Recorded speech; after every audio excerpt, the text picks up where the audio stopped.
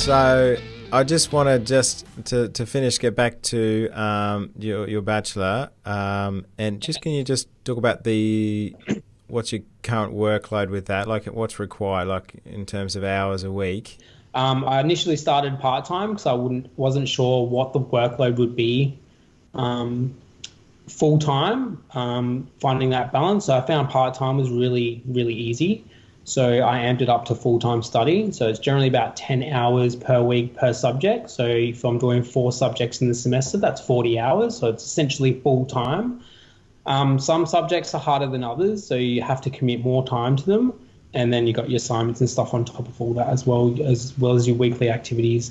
So it's a different balance to the diploma because it's the diploma is a bit more self-paced, as in uni is a bit more structured. You need to have things done week by week. So having that extra pressure was hard to adapt at the beginning, but then once you find that balance, you kind of stick with that balance and that routine, and then you'll be able to fly and get on with it and keep the progression.